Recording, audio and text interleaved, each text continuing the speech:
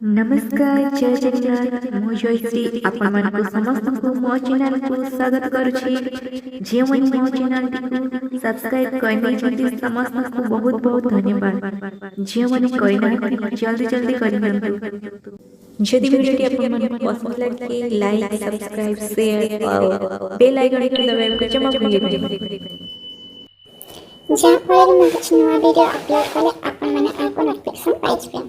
वीडियोटी भल लगे कमेंट करी जणाइबे। तो चलन्तु देरी न करी वीडियो को स्टार्ट करबा। आपण माने जानिछंती कि पुदीना पाउडर रे केते औषधीय गुण अछि। आज मु आपण मानकु पुदीना पत्रर महत्व विषय कहिबी। नीतिदिनिया जीवन रे आमे पुदीना को विभिन्न प्रकार सब्जी और चटनी रे व्यवहार करिथौ। हेले आपण माने जानिछंती कि पुदीना पाउडर रे केते गुणकारी अटे। स्वास्थ्य पाई केते सारा रोग को दूर करिया पाई ओ केते सारा परेशानी आमको उपकार मिले। तो चलन्तु जानिबा सेमिति किछि उपकार बा फायदा विषय रे। नंबर 1 रे होछि खाद्य को हजम करिबारे पुदीना पाउडर सहायता करथाय। डाइजेशन सिस्टम को मजबूत करथाय। आपण किछि भी खाद्य खांतु ताको हजम करिबारे पुदीना पाउडर बहुत भल काम करिथाय। जदि आपण प्रतिदिन पुदीनार पाउडर को अल्प टिके नहीं पानी सहित मिसई पी नेबे तेबे आपण को पेट जनित कौनसी समस्या हेब नाही। नंबर 2 हेउछि जदि आपण को ब्रेन ठीक भाव में काम करू नाही सेथिरि पुदीना पाउडर बहुत बढ़िया अटे। ब्रेन को बढ़िया भाव में तरताजा रखिया पाई सिरा पशिरा को शांत रखिया पुदीना पाउडर बहुत बढ़िया अटे।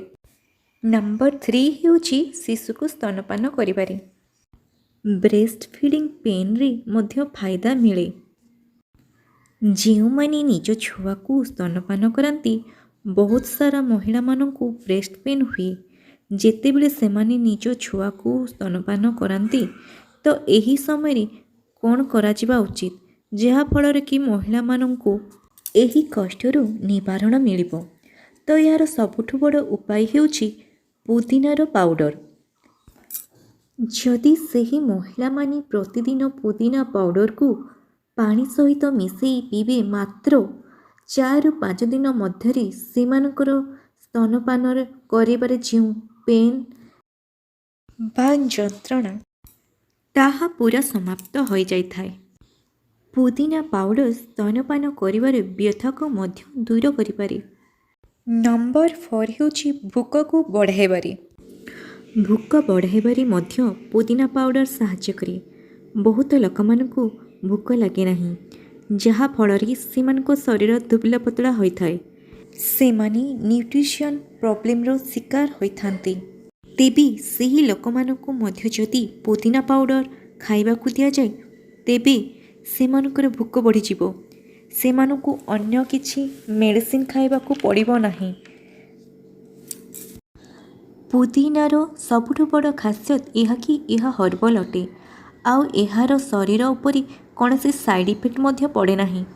जदि आपण पुदीना पाउडर डेली लाइफ रे यूज करिवे तेबे भोक बढ़ी जिवो एथिरे कौनसी संदेह नाही।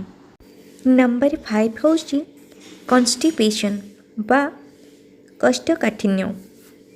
सकाळे जदि कहार पेट सफा हुए नहीं ठीक से तेबे सकाळे हल्का गरम पानी रे गोटे चामच पुदीना पाउडर खाइले पेट सफा हो जिवो। पेटर कौनसी समस्या रहिबो नाही। तेबे देखिले ना पुदीना पाउडर केते फायदा मिलुची। पुदीना पत्र रे अनेक लवण पाया जाय थाए। शरीर को चुस्ती और फुर्ती प्रदान करे। ये आम शरीर थिबा हानिकारक जीवाणु को मध्य नष्ट करथाए। गरम दिन रे बना जाउथिबा शरबत आमको लूरू भी बचाए। 10 बेनिफिट टिप्स ऑफ पुदीना। नंबर 1 पुदीना रस रे टिके कड़ा लुण आउ चीनी मिसई कि पीले शरीर को ऊर्जा मिले। नंबर 2 पुदीनार पत्र को बाटिकी घा तथा व्यथारे लगाइले शीघ्र ही उपशम मिलिबो। ନମ୍ବର 3 ପୁଦିନା ରସରେ ଟିକେ ପାଣି ମିଶାଇ କରି ଲଗାଇଲେ ବିଭିନ୍ନ ପ୍ରକାର ଚର୍ମ ରୋଗ ଭଲ ହୁଏ। ନମ୍ବର 4 ରାତିରେ ପୁଦିନାର 2ରୁ 4ଟା ପତ୍ରକୁ ଚବାଇକି ତାପରେ ପାଣି ପିଇଲେ ପେଟର କୁର୍ମୀ ରୋଗ ଭଲ ହୁଏ, କୁର୍ମୀମାନେ ମରିଯାଆନ୍ତି।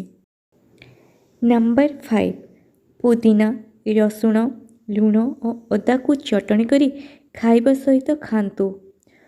ଭୋକ ନ ଲାଗିବା ସମସ୍ୟା ଦୂର ହେବ, ଭୋକ ଲାଗିବ। ନମ୍ବର 6 ପୁଦିନା, ବିଟ୍ ଲୁଣ ଆଉ ଗୋଲମରିଚର କାଢ଼ା ବନେଇକରି ପିଇବା ହେତୁ କାଶ, ସର୍ଦ୍ଦି ଆଉ ଜ୍ୱରରେ ବି ଭଲ ଲାଭ ମିଳେ। ନମ୍ବର 7 ପୁଦିନାର 1 କିମ୍ବା 2ଟା ପତ୍ରକୁ ଚୋବେଇକି ଖାଇଲେ ଅଥବା ପୁଦିନାର ରସ ପିଇଲେ ହିଚକିଆ ଆସିବା ବନ୍ଦ ହୋଇଥାଏ। ନମ୍ବର 8 ଗୋଟେ ବଡ଼ ଚାମଚ ଦହି ଆଉ ଅଧା ଚାମଚ ଅଟକୁ ଏକ ବଡ଼ ଚାମଚ ପେଷା ହୋଇଥିବା ପୁଦିନା ଚଟଣିରେ ମିଶାଇ ଏହାକୁ ଚେହେରାରେ 10 ମିନିଟ୍ ରଖନ୍ତୁ, ତାପରେ ଧୋଇ ଦିଅନ୍ତୁ। ଅଏଲି ସ୍କିନ୍ ଠାରୁ ମୁକ୍ତି ମିଳିଯିବ। ନମ୍ବର 9 ଟିକେ ପୁଦିନା ପତ୍ର ରସରେ ଲୁଣ ଆଉ ପାଣି ମିଶାଇକି ଗରମ କରନ୍ତୁ। ଏଥିରେ ଗାର୍ଗଲିଂ କଲେ ଗଳା ସଫା ହୁଏ। ନମ୍ବର 10 ସାଲାଡ ରୂପରେ ପୁଦିନା ପତ୍ରକୁ ଖାଇଲେ ହାଡ଼ ମଜବୁତ ଆଉ କୋଲେଷ୍ଟ୍ରଲ୍ କମ୍ ହୁଏ। ମୋ ଭିଡ଼ିଓଟିକୁ ପୁରା ଦେଖିଥିବା ହେତୁ ଧନ୍ୟବାଦ।